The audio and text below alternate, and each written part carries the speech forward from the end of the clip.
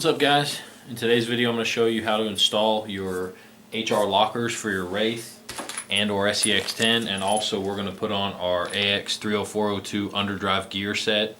Got that in the mail. This is actually a 4313 tooth. This will go in the rear. Underdrive is in the rear, overdrive is in the front, and if you want to go faster, then you want to do an overdrive in the front. If you want to go a little slower, you'll do an underdrive in the rear.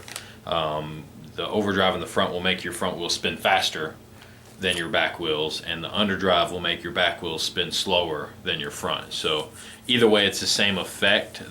You can also do both if you're going to be doing some heavy crawling. If you're into trailing, I wouldn't recommend doing both. It's a bigger difference between the wheel speeds front and rear, so it could mess up your transmission or your drivetrain if you get in any kind of tough situation.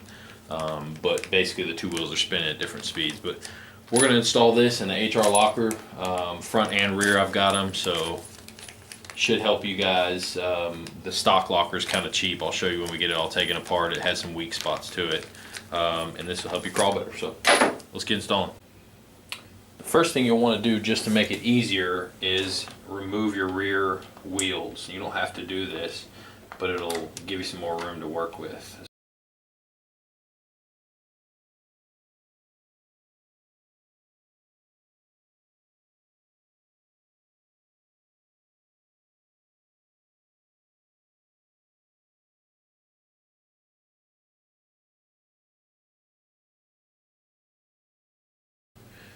Now that we've got the wheels off, we'll take our 2mm and we will remove the upper and lower bolts right here on your lockouts.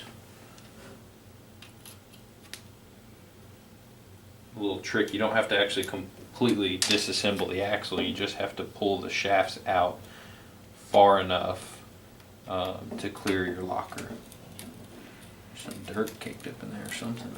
Can't get to the bottom bowl. I'll have to clean it out.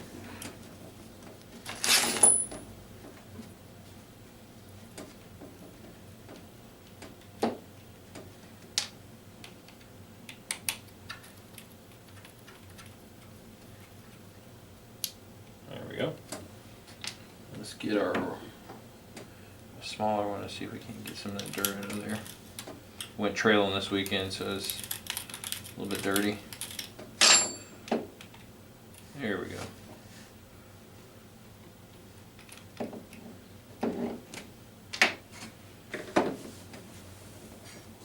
Alright, now that we've got those removed, we will get our 2.5mm. We're going to pull the top bolt out of your shock mount.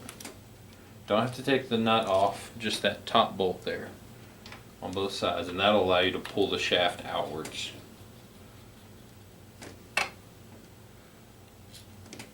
So now we got those out, we can take our axle shaft and pop them out on both sides, and what this is going to do, this is going to pull them out of the ends of the locker.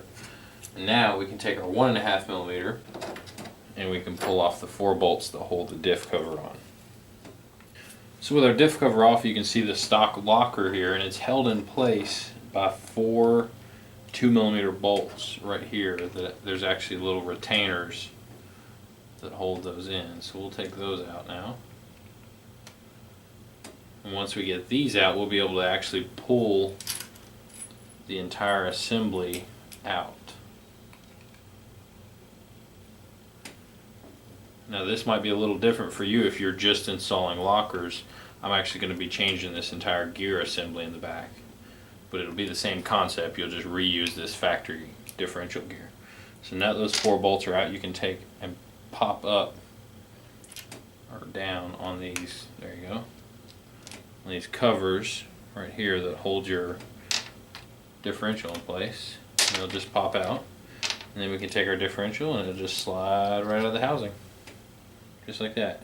Stock differential and locker.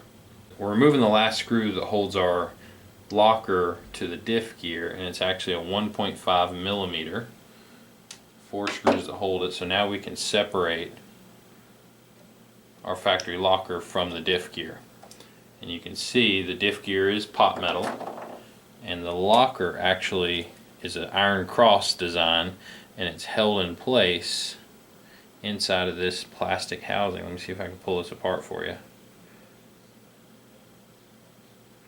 So, there we go. There's a little gasket, but it's actually two little tabs. Those two little tabs that stick out there are the only thing that hold this in place. They go into those two tabs there, and that is your locker. That's it in its entirety. That's what holds it together. So if those two tabs break off or get rounded, your entire locker becomes void, and now you've got a free spinning axle. So we're going to fix that.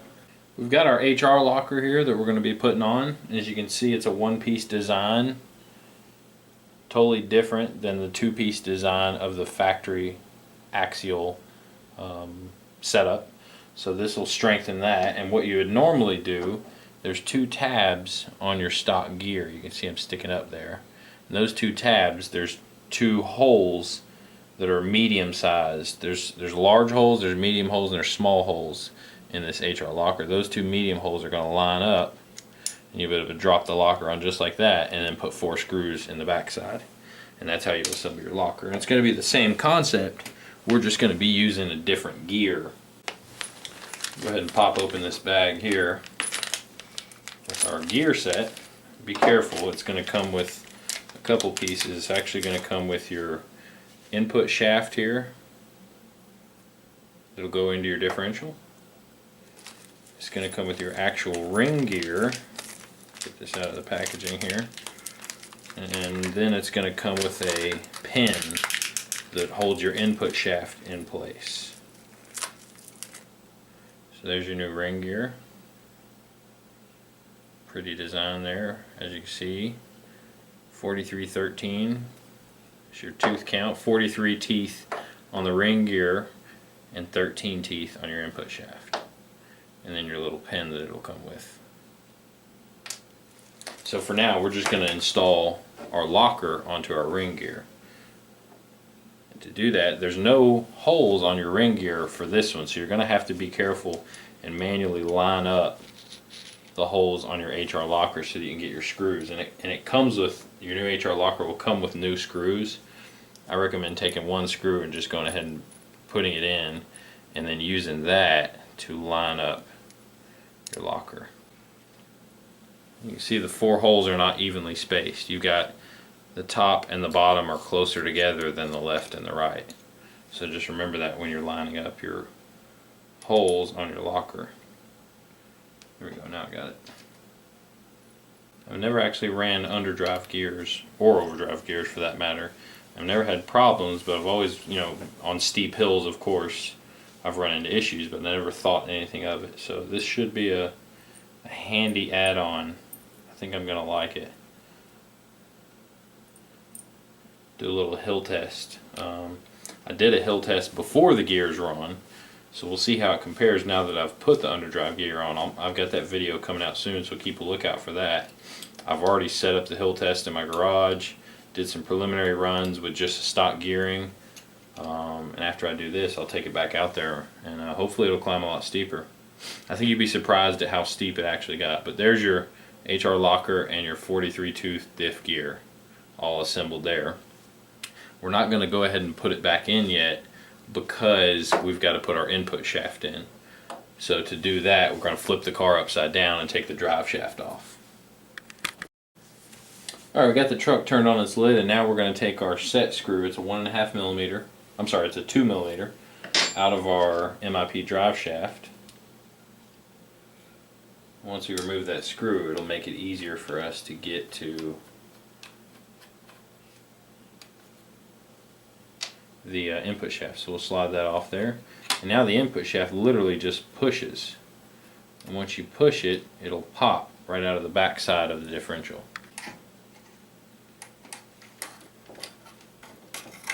Let's see. There we go. So it's out now. You can see this is actually a 2-piece design. Let me see if I got a towel I can wipe this off for you. You can see it a little better.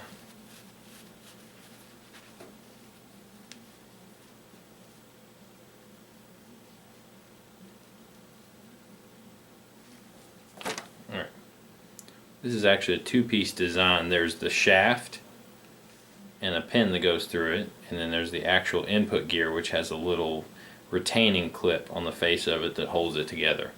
So that's another common problem, is that shaft will break.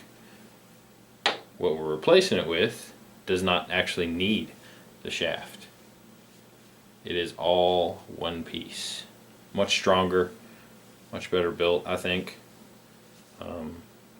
So what we'll do now, literally, we can just take the shaft and push it right back into our differential housing. So just like that. It slides right there in the input shaft and goes all the way in. And it popped our bearing out, which is fine. We'll just go on the back side and put the bearing back in. And from here, we can go ahead and reassemble our, we can put our drive shaft back together and go ahead and put the differential back together. Alright, the drive shaft is back on. So now we can go ahead and start reassembling our differential with the new gear and locker. So what we'll do, we've got the gear and locker. We need to take the bearing off of both sides of the original one. The set of bearings, one will pop on right there, and the other one will be on the back side, which mine fell off. But it will normally be on the back side of your original locker. Actually, here it is here. Right there, it'll be on the back side. So you'll take, you can usually either tap it out. Let's see here, I'll get my stock metal locker out and you can push it out from the back side. Alright, we got the other bearing out. So now we'll go ahead, put the bearing right here on the back side. Once again, tight tolerances. And now our differential assembly is complete. So we'll grease up the gears, put some watertight grease, basically just lubricate it and make sure it runs smoothly and doesn't get hot or anything. We'll put it on there and we'll go ahead and reassemble it back inside.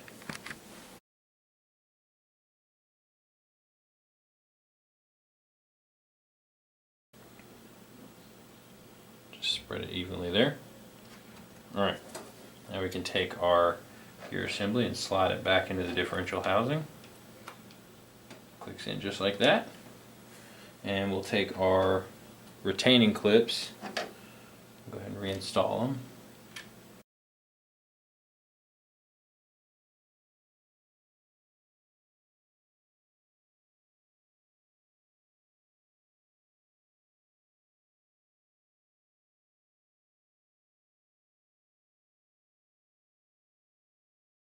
Everything tight there. We can put our diff cover back on and go ahead and reassemble our axles. It's the exact same, or exact opposite, I guess, as the disassembly.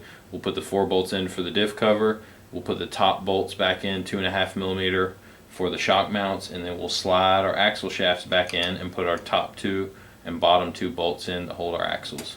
Put our wheels back on, and that's it. That's how you install your HR lockers.